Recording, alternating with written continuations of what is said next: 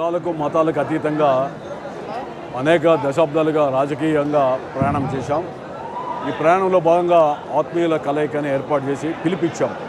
ఆ పిలుపులో స్వచ్ఛందంగా అనంతపురం జిల్లా గుంటకల్ నియోజకవర్గం మినహా మిగిలిన నియోజకవర్గాల నుంచి అనంతపురం అసెంబ్లీ నుంచి తరలి వచ్చిన వాళ్ళందరూ కూడా పేరు పేరున ధన్యవాదాలు తెలియజేశాను. ఈరోజు కులంకుశగా అంతా కూడా చర్చించి జరిగిన అన్యాయాన్ని జరిగిన విషయాన్ని ప్రజలకు చెప్పాను. మా పార్టీకి కూడా మేము పనిచేసాం, మాకు ఇవ్వాల్సిన అవసరం ఉంది, రాజకీయాల్లో కొనసాగాల్సిన అవసరం ఉందా లేదా అనేటువంటి ఆలోచనతో ఉన్నప్పుడు అందరి అభిప్రాయాలు కూడా తీసుకొని ముందుకు సాగాలని ఈరోజు సదస్సు నిర్వహించాం. సదస్సులో వక్తలందరూ కూడా వివిధ సామాజిక వర్గాలు కూడా మాట్లాడతారు. మాట్లాడిన తర్వాత తుది నిర్ణయం ప్రకటిస్తాం. Thank you. నేను చెప్పాను కదా ఇప్పుడు మా స్పీచ్లో, పార్టీ మారాలంటే ఎప్పుడో మారచ్చు, పార్టీలు మారాలనేటువంటి ఆలోచన నాకు లేదు. ఎందుకంటే నేను పనిచేసింది ఈ పార్టీలో, ఈ పార్టీనే ఇవ్వాల్సిన బాధ్యత మా అధినేత చంద్రబాబు నాయుడు గారికి ఉంది. మేమేం తప్పు ఎక్కడా చేయలేదు. మా ఆస్తులు అన్నీ కూడా అమ్ముకొని కష్టాలు నష్టాలకు గురై నిజాయితీగా ఈ నియోజకవర్గంలో నాతో పాటు చాలామంది నాయకులు కార్యకర్తలు పనిచేశారు. తప్పుడు పనులు చేసి పార్టీ అధికారంలో కూడా 5 ఏళ్ళు అనుభవించిన 1-2 వ్యక్తులు తప్ప మిగిలిన వాళ్ళంతా కూడా కష్టాల్లో పార్టీలో ఉన్నారు. అందుకనే మేము ఎట్టి పరిస్థితుల్లో కూడా పార్టీ విధానంలోనే కొనసాగుతున్నాం. పార్టీ పునరాలోచించాలని చెప్పి మేము అభ్యర్థిస్తున్నాం. కార్యకర్తల అభిప్రాయం ప్రకారం నడుచుకుంటానని చెప్పాను. కార్యకర్తలు ఒకవేళ రేపు స్వతంత్ర అభ్యర్థిగా వేయమంటే స్వతంత్ర అభ్యర్థి కూడా పోటీ చేయడానికి సిద్ధంగా ఉన్నటువంటి అభ్యర్థికి మా మామని కలుపుకొని నాకు బంధువులు ఎవరంటే ఇక్కడ వేదిక మీద చుట్టూ ఉన్నటువంటి వాళ్ళే నా బంధువులు, కష్టాల్లో నష్టాలు ఉన్న వాళ్ళు. నాకేం ఎక్కడో మా అల్లుడు నాకేం నా కూతుర్ని ఇవ్వలేదు, లేదా మా అక్కకు మా అమ్మ తమ్ముడు కాదు. కాకపోతే దూర బంధుత్వం ఉండొచ్చు, దాంట్లో కాదన్న బంధువులు చాలామంది ఉంటారు. ఆ బంధుత్వానికి దీనికి సంబంధం లేదు. నా కష్టాల్లో రాజకీయంగా అతను ఎప్పుడూ నాకు తోడ్పాట్లో లేడు. కష్టాల్లో ఈ 5 ఏళ్లలో ప్రతిపక్షంలో నాతో ఎప్పుడు కూడా నా వెంట లేడు. పోనీ మా కార్యకర్తలు కూడా ఎలాంటి సహకారం అందజేయలేదు. ఆ విధంగా ఉన్న సందర్భంలో కష్టాల్లో నష్టాల్లో ఉన్నవాడే బంధువు, స్నేహితుడు.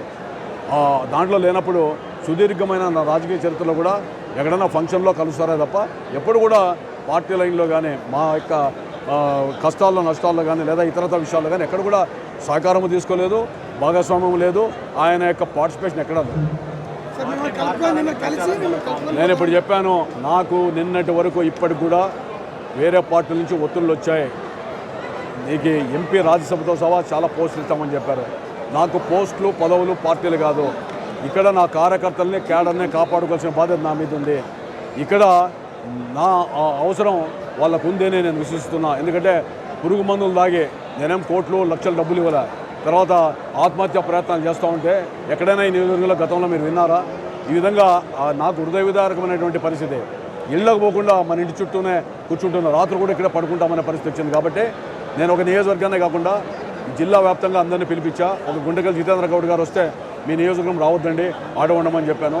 వాళ్ళు ఏదో సమావేశం పెట్టుకున్నారు. నేను ఆ తాడిపత్రి, సింగనమల, కళ్యాణదుర్గము, అదేవిధంగా అనంతపురం అందరూ కూడా వచ్చారు.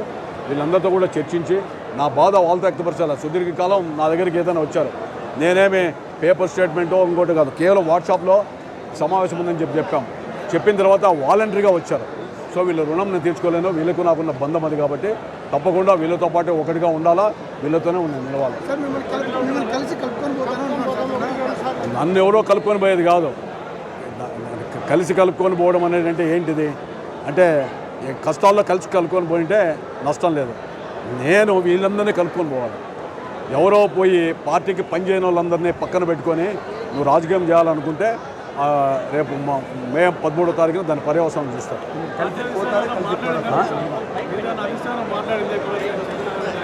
ఎవరితో నాతో ఎవరు మాట్లాడలేదు. ఎవరో ఒక పరిశీలకుడు మాట్లాడతానంటే నా ఫోన్ కూడా మాట్లాడదలుచుకోలేదు. నాకు అధినాయకుని మీద నమ్మకం ఉంది, అందుకనే పనిచేశాను.